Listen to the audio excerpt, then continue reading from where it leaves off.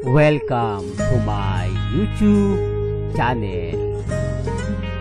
Kung bago ka lang sa channel na to at true-blooded Aldab Nation ka, tama po ang channel na pinuntahan mo. Kaya considering na po kitang bagong subscriber. At huwag mong kalimutan pindutin yung bell para lagi po kang updated sa bagong video na ilalabas ko. Salamat po sa iyong pag-click sa channel na to. Welcome back mga Kaldab. Ito na naman po ang inyong lingkod, si Mr.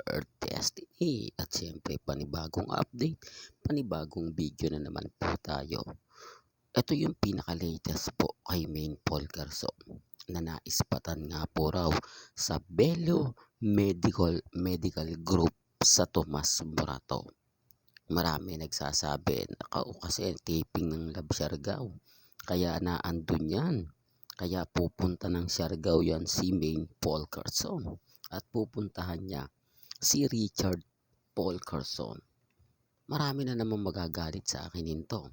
Marami na naman po ang magpupuna sa mga sinasabi ko. Pero bakit kaya tayo nakakakuha agad-agad ng mga impormasyon? Bakit tayo agad-agad nakakakuha ng mga detalye na ganito? Maraming kwento na naman na naglalabasan. Alam nyo, sa dami po ng mga taong malalapit kay Dr. Vicky Bello at sa dami rin po ng mga kaibigan ni Alden Richards at yung mga taong masasabi nyo na talagang literal na nagkikita sila Mengay at si Alden o patagong nagkikita sa Bello Medical Group. Dati mga Kaaldab, hindi naman lingid sa inyong kaalaman yan. Nasabay nga po pumunta sina Alden Richards at si Main Paul Garson. Gumawa sila ng isang video na kung saan naging kontrobersyal. Maraming Aldab fans ang tuwan-tuwa. Maraming army yung mga panahon na yun ang galit na galit na sinasabing ibo-boycott daw din nila ang Bello dahil pinagsasama o may karelasyon na nga po raw si Mengay na si Congressman Arjo, idinidikit pa rin po daw kay Alden Richards. Alam ko mga Kaaldab, hindi naman bago yung mga ganyan. Noong mga panahon na yon, talagang maraming army ang nakikipagdigmaan sa Aldab Nation. Pero ngayon wala na. Pansin nyo, nasa na nga po ba yung mga army? Nasa na nga po ba yung mga taong dating nakikipagbanatan sa Aldab Nation? Nang dahil po sa flood control project, talagang nabawasan po sila. At dahil hindi nga po nabubuntis si Mengay, marami na rin po nagduda. Marami na nagsasabing bakla si Congressman Arjo. Yan, totoo yan mga Kaaldab. Ito, real talk to. Kahit po sa mga District 1, yun ang maririnig ninyo. Yun po yung mapapakinggan at mababasa po ninyo sa mga comment. Maliban lang kung dinidelete ng admin. May admin po kasi na kapag ganun yung mga komento, idinidelete agad. O kaya binablock po yung tao. Kung mapapansin nyo, ang daming komento sa Itbulaga na talagang yun, di nadidelete kasi admin ang may karapatan doon. Tinatanong kung kailan nga po ba manganganak, mabubuntis si Mrs. Paul Garson. Marami po kasi talagang tao ang nag-aabang yan. Marami po kasing mga fans ang gustong-gusto na. Biruin mo, napakatagal na. Pero ni isa, wala. Ni sabi nga po ng iba, totoo naman ang sinasabi ni Mr. Destiny. Ni hindi nga ito nakikitang kumakain sa labas. Ni hindi nga po ito nakikita na kumbaga nagsha-shopping, nagsisimba. Real talk to mga Kaaldab, pansin nyo, talagang nakikita lang ito sa ibang bansa. Yun lagi nilang pinagmamalaki.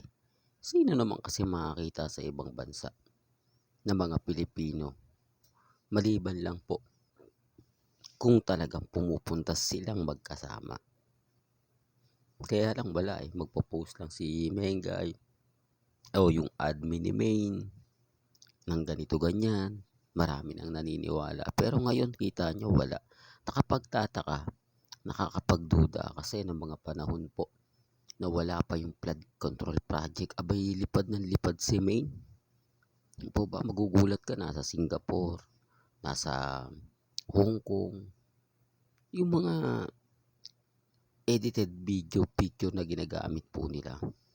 Ibig sabihin lang po din to mga kaldab, hindi naman po talaga totally lumalabas ng bansa si Main Paul Quezon.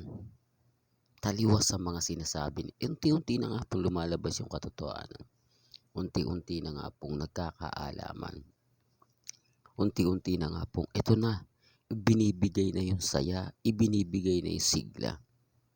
Sa ngayon kasi ako, relax lang. Sa ngayon kasi ako, kalmado at kampante. Pero okay lang naman po. Basta maibigay lang po natin yung saya. Maibigay lang po natin yung sigla na inihintay po natin.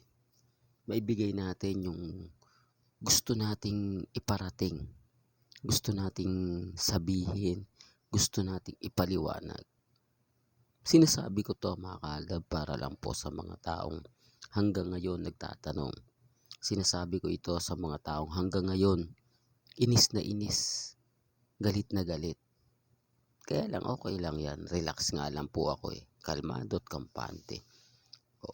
Sa pagpunta ni Mengay kay Dr. Vicky Bello, masaya na po tayo kasi alam na po natin nakasama niya dyan si Richard Paul Quezon na naandyan din po ang taong nagmamahal at siyempre minamahal niya. Kaya doon sa magpapakalat po ng issue at maling impormasyon, okay lang po yan. Importante maging updated tayo. Importante yung mga bagay-bagay na kailangan nating gawin, kailangan nating ipaliwanag. Sa ngayon kasi ako, relax lang po ako. Sa ngayon, masaya po ako. Kahit bali-balik na rin natin yung sitwasyon, kahit sabihin nila na hindi ganito, hindi ganon, okay lang po yun. Ang importante lang po, masaya tayo.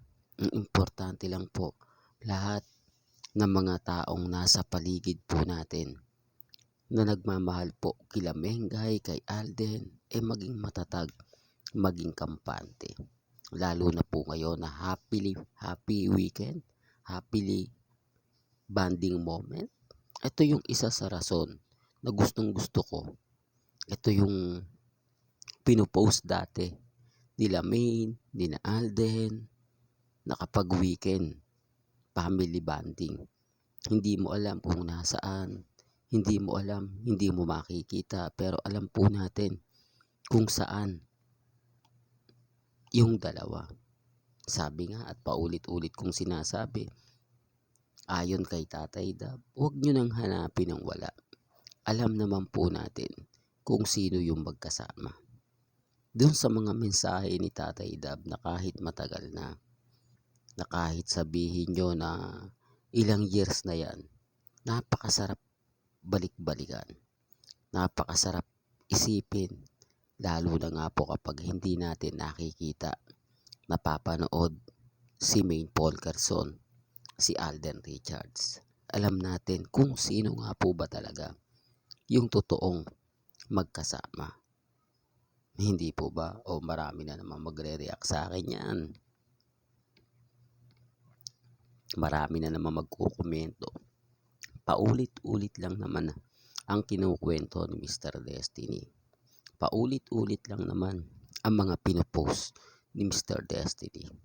At least yung mga sinasabi ko totoo.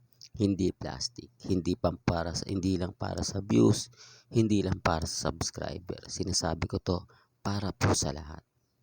Hanggang dito na lang po ang ating latest updates. Kaya kung gusto niyo pa po ng pinaka-latest at sariwang update, abay tumutok lang po kayo dito po sa channel ni Mr. Destiny para updated kayo sa mga bago at sa mga latest na i-upload po natin maya-maya lang. Kaya kung bago ka lang sa channel na to, at isa kang true-blooded Aldab Nation na nagmamahal kina Mengay at Tisoy, tama po ang channel na pinuntahan mo.